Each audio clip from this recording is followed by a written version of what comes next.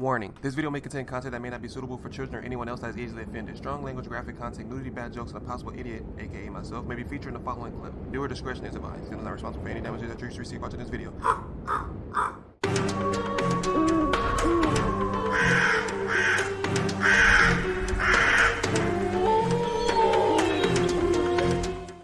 Hey, what's up, y'all? It's Zims, and welcome back. Yes, back. I know it was a 2-day break, but we are back in business, folks. Thank you guys so much for the 1,200. Let's keep going and keep going. Let's go roll 5K, boy. This video is called 5 Killers Who May Still Be on the Loose. This video is by Scary Mystery, so you haven't already, be sure you swoop down to that description box, call on that link, and go over and follow him and watch the video in its entirety while me pausing and stopping through the whole thing. The one thing that scares me is not knowing if these people are dead or alive, and they're probably somehow roaming. They're probably happily married. They're probably somebody's brother, your sister. You just never know, man. 5 serial killers who may still be on the loose. Number 5, Oakland County child killer. Already red flags already, man. Stop killing the kids, bro. Fight me. Put your hands on me like that, bruh. I mean, you might still kill me, but I don't get my hits in. But still, bro, not the kids, bro. If I ever see somebody mess with a kid, bro, you about to get kicked harder than Ip Man and Bruce Lee ever kicked anything in their life, bro. You have a big ass hole in the middle of your chest, bro. It's gonna look like that thing on the screen. It's from California. Most of us would agree that perhaps the worst kind of crime out there is one that is committed against a child. Facts. And the Oakland County child killer is probably one of the worst offenders against them. This unknown child murderer, or possibly Hold on, wait, is that my door? Of killers, are believed to have abducted and killed at least 4 children between 1976 and 77. So the span of a year. While there are 4 confirmed victims tied to these notorious serial killings, there are still other suspected ones that have yet to be officially included. The first victim, 12-year-old Mark Tebbins, lived in Ferndale, Michigan, and was last seen on February 15, 1976. That's crazy, dude. His body was discovered 4 days later, and police determined that he was sexually assaulted before being strangled to death. That's the real Meanwhile, thing. Jill Robinson, who was also 12, went missing after she ran away from home on December 22, 1976. That brings back a story. I tried... It's not funny, but my story is kind of funny. I tried running away. I'll probably say I made it about 2 to 3 blocks down before it got cold and I got hungry, and I turned back around and I gave my mom the biggest apology known to mankind. I never ran away again. I had nowhere to go. It felt good at the end of the moment. I thought she was going to miss me, but I think she knew I was going to come back because I didn't have nowhere else to go. It was rough. About 2-3 blocks, maybe 30 minutes span, because I was sitting around, so maybe like an hour and a half. A day later, her bike was found abandoned behind a store on Main Street in Royal Oak, Michigan. Then on December 26th, her snow-covered corpse was found along Interstate 75 in Troy. She had been shot directly in the face with a shotgun, and because of that was recognized mainly by the clothes she was wearing. A shotgun? Christine Mielich, the youngest of the 4 at 10 years old, went missing the day after New Year's in 1977 from her home in Berkeley, Michigan.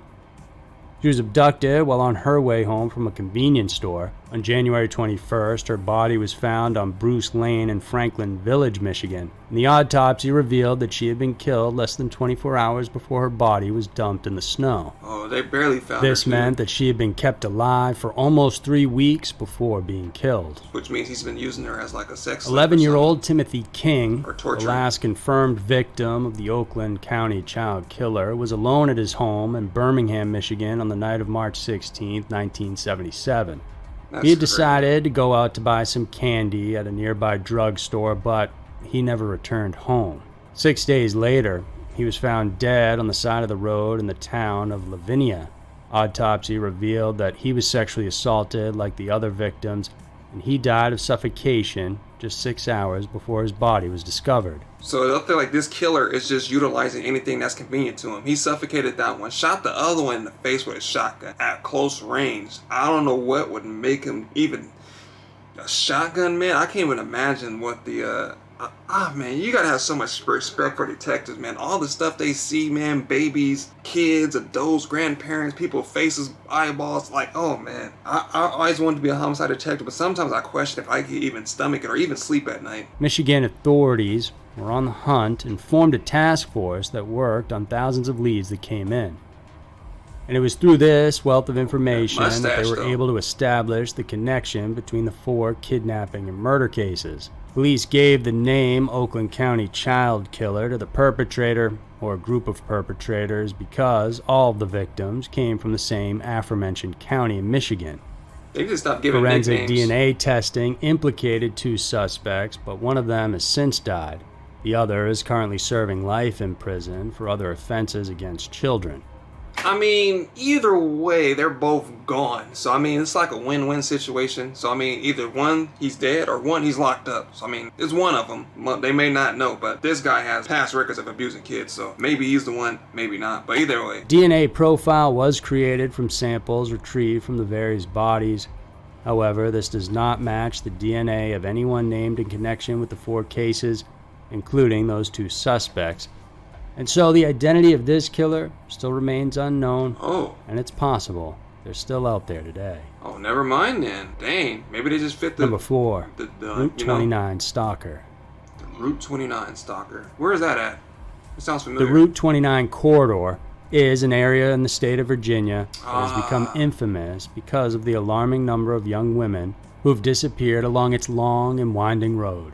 Keep your eyes open. Some of these individuals were later found to have been murdered, and others remain missing to this day. The abductions and killings happened along an 18-year stretch between the years of 1996 and 2014. Statements from witnesses tell of an unidentified man who, while driving, urges women to pull over to the side of the road. You don't know what he looks He would like? get his victim's attention by honking the horn of his car, flashing his lights, or even rolling down the window and yelling at them, acting as if there was something wrong with their vehicle. Oh, I've heard The of him. mysterious person would sometimes help some of them with their car troubles by taking them to a local service station, but others who weren't so lucky have simply never been heard from again. It started with the murder of a woman named Alicia Reynolds, She's pretty. a Johns Hopkins University graduate student. She was last seen on March 2nd, 1996 by her husband Mark when she told him that she'd be spending the day shopping with her mother in Charlottesville, Virginia. She never did go to the store though, and that day her car was found abandoned in the southbound lane near Culpeper County. Police discovered a napkin on the windshield that indicated she was going to get help for some car trouble. 2 months later, on May 7th, her body was discovered in a wooded area in Lignum, Virginia, around 15 miles southeast of where her car was. Be careful with that. There's a lot of people that do that stuff. Like, you get in the car and you realize there's something on your hood that you didn't put there. So you get out and then you go around and you try to get it and they grab you. So you gotta be careful when you guys come out. Be aware of your surroundings. I be telling people this all the time. Like, you see that one dude? They're like, what dude? Like, bro, you gotta pay attention, man. You could save somebody's life just by paying attention. Just by knowing what the car was, or which direction they went, or who you seen that person with. Like, you know what I'm saying? Like, we could stop a lot of stuff if we just pay attention. You can tell when fights about to go down, shootings about to go down. I lived in Los Angeles, so every time I hear even certain words come out, I'm out, bruh. Although the cause of death has never officially been disclosed, it's believed she was killed on the same day that she was abducted. So you don't The waste day no time. after Alicia's disappearance, at least 20 women came forward to report that a white male between the ages of 35 and 40, who stood around 6 feet tall, tried to pull them over, citing some mechanical issues with their cars that were non-existent. Witnesses said the mysterious man drove a blue pickup truck and called himself Larry Breeden. This prompted police to question anyone by that name, but that investigation, however, got them no closer to finding the he's truth. using the fake name. Several other murder cases involving women occurred soon after. On September 22, 1996, the burned remains of Ann McDaniel were discovered in a remote area in Culpeper on Route 723 near Lignum, exactly 7 miles away from where Alicia's body was recovered. There were also reports of disappearances like that of 17-year-old Samantha Clark, who left her home in Orange, Virginia on September 13, 2010, and was never seen from again. Leave your house and not knowing you're The not same gonna come happened back. with Sage Smith, a 19-year-old transgender who was last seen in Charlottesville and disappeared on November 20th, So 2012. he's just killing just to kill Yet it. again, on August 3rd, 2013, Alexis Murphy, who was 17, went missing after leaving her home in Shipman while heading to Lynchburg. Her car was later spotted abandoned off US 29 in Charlottesville. They need to have an undercover officer drive up and down these roads for a time to see if anybody stops them, because this dude is just stopping people, women, and in order to see they have car trouble. But me personally, somebody stopped me in the middle of the road talking about car troubles, bro. I'm not getting out my car. You got me messed up. I'll just go to the nearest AutoZone or something, or O'Reilly's, and tell them to check it out. If it's nothing there, then I would go back to that same place and be like, oh yeah, I do need help. And I already told the police where its location was, so they rolled up on them. The small geographic region in which these events occurred, the age and gender of these victims provide a striking impression that these cases are most likely linked. Several criminals were believed to be the Route 29 stalker, and one of them was Darrell Rice, a man from Maryland who served time in jail for various offenses such as kidnapping, as well as being implicated in a double murder. There's also Richard Avanitz, who was a convicted serial killer operating in the area between 1996 until 2002, when he committed suicide while being arrested. A few more notorious personalities were linked, but so far nothing has been proven. Yeah, that first guy. And so the identity of the Route 29 stalker still remains a mystery. There's probably one of them. They just don't know for sure. Number they need 3, to open these cases Capital back up. City murders. Capital City murders. Capital City murders involved the deaths of at least 8 young women who were all associated with the University of Wisconsin Madison campus. These killings all happened between the years 1968 and 1982, beginning with Christine Rothschild, who entered UW-Madison in 1967. This would be a scary time to be alive, because they didn't have DNA, any of that technology back then, man. So these people were just going on a killing spree, because how they gonna catch them? You have to physically catch them. 1960 this and 1980 this, it wasn't all that. That's why they're just now opening new cases, because they're getting new profound technology that's going to help them solve cases now. But back then, you can kill somebody, go home and have dinner with your family, no one would realize you did anything, or wouldn't have proof that you did it. An aspiring journalist, her body was discovered in the bushes beneath her room's window in 1968. Right outside her house. It was a ghastly sight. She was beaten so ferociously that both her upper and lower jaw were broken. She had been strangled using pieces of her own clothing, and her gloves were shoved down her throat. The next victim was Deborah Bennett, whose charred and decomposed remains were found in 1976 in a ditch. It took police some time to ID the Iowa County native, but eventually did so thanks to her bone and dental records. The cause of death, however, was never determined. Then it was Julie Hall, whose body was discovered in a shallow grave along Woodland Road in 1978. Yo, he gets a newly hired assistant on campus. She died from blunt force trauma to the head. In the succeeding years, 5 more women from the university, Julie Spearschneider, Susan LeMayu, Shirley Stewart, Donna Mraz, and Janet M. Rosh fell victim to the unidentified killer. If not stabbed, some of these victims died due to causes that couldn't be determined due to the fact that they were so severely decomposed when discovered. So he had to be killing them back to back. It should be noted that for all of these cases, authorities were provided with little evidence and clues that could lead them to the ones responsible. A man did confess to committing the crimes. His name is Henry Lee Lucas, a serial killer, but investigators were quick to discard his claims on the basis of his alleged psychosis. They also tried to assume the murders were all isolated cases, but even that didn't give any resolution to the mystery. As such, the baffling cases of the Capital City murders still remain unsolved. So a serial killer comes up to you and say he did it, and you discard him.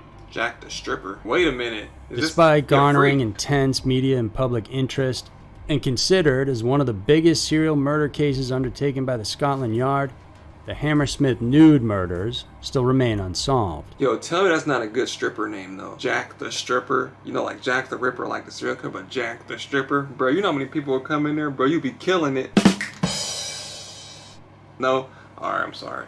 The Hammersmith nude murders refer to a series of 6 horrifying killings in West London, England, between 1964 and 65. The victims were all prostitutes who were strangled, stripped naked, and their teeth knocked out of their heads. Their lifeless bodies were then found in or near the River Thames in Hammersmith. Based on the similarities shared by the victims, the press opted to refer to the killer as Jack the Stripper, which was an obvious reference to Jack the Ripper, whose unlikely victims were also mostly prostitutes. Which I seen a documentary on that, which was not really true. They were saying that they were targeting single moms that didn't have much as prostitutes. If you see the Netflix series, it's pretty good. They like, I think the first one was a prostitute, and they just start labeling every single one as a prostitute. Because then they start realizing like most of these women had daytime jobs and have worked during the night, so they were just classifying them as a prostitute killer, which he wasn't. He was just targeting women. But I mean, watch the Netflix series, you guys like learn a lot from that, but it was pretty good. The first to be killed at the hands of Jack the Stripper was 30-year-old Hannah Tailford, who was found by the River Thames in February of 1964. 2 months later, 65-year-old Irene Lockwood was discovered along the same stretch of the river. Then in April, Helen Bartholomew was found in an alleyway on Boston Manor Road in Brentford. Bartholomew. Her death gave investigators their first solid piece of evidence, flecks of car paint. Assuming that the paint came from the killer's workplace, authorities began canvassing automotive shops operating in the area. The search, though, yielded nothing. Soon after, 3 more female individuals fell victim to Jack the Stripper. How can you kill, bro? And all of them were found with the same car paint on their bodies. A co-worker of one of the prostitutes provided police with a description of a male client who was last seen with the victim. This information eventually led them to a workshop near the location of the final crime scene. Maybe he's changing the color of There his they car. discovered the same kind of paint found on the bodies. An interrogation was made on those people with access to the shop. However, due to the lack of implicating evidence, police weren't able to make any arrests. There were at least 6 people who were suspected to be the culprit of these disturbing killings, and this even included 2 police officers, a detective, and a superintendent. Jesus. However, it was a Scottish man named Mungo Ireland who police believed to be the real killer. Ireland worked as a security guard at the shop where the car paint was tracked back to. Shortly after that connection was made, the man committed suicide by carbon monoxide poisoning. Yeah, it was him. 100%. He left a note saying, "I can't stick it for any longer.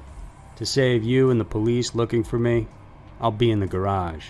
Though many believed him to be Jack the Stripper, it was found out, however, that when one of the victims was killed, Ireland was in Scotland.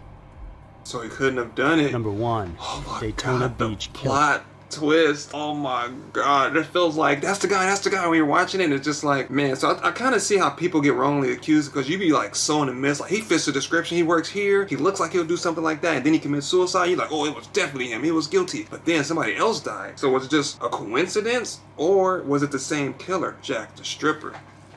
I don't know, y'all. I don't know. Let me know what you think down in the comment section about these stories. It's the Daytona killer. The Daytona Beach Killer is believed to be Drug responsible for the murders of at least 4 women in the Daytona Beach, Florida area. These killings happened within the span of 2 years, from December 2005 to December of 2007. First known victim was 45-year-old Laquetta Gunther, whose murder occurred on Christmas Eve of 2005. Oh, poor baby. Her cold body was found half naked in an alley on North Beach Street.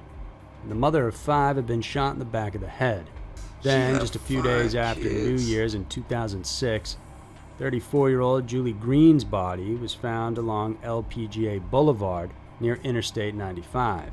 Like the former, Green was also left half naked and shot in the back of the head. February of that same year, Daytona Beach police discovered the body of Iwana Patton, who was 35, on a dirt road.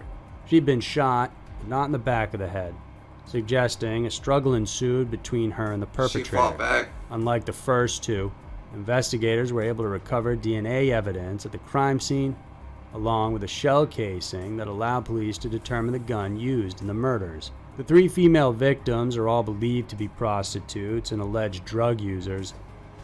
I called it. Didn't I call it from the beginning? I didn't want to sound rude, but that's what you could just tell. Like, you could tell just by looking at them, their lips, their skin, their eyes. What a lovely time to pause the video. I mean, where's that? Authorities suspect that they voluntarily accompanied the killer before they were subsequently murdered and dumped in the area around Daytona Beach.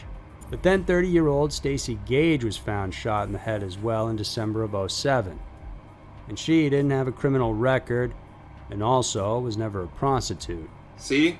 She did, however, have a history of drug abuse, which led authorities to believe that this latest case was yet another doing of the Daytona Beach killer. Don't do For drugs, several kids. years, the perpetrator eluded law enforcement. But on September 15, 2019, Palm Beach County officials announced the arrest of Robert Hayes, who was 37, Look at the evil for the in his killing eyes. of Rachel Bay on March 7, 2016. The DNA evidence found on Bay matched the DNA recovered from Gunther and Green.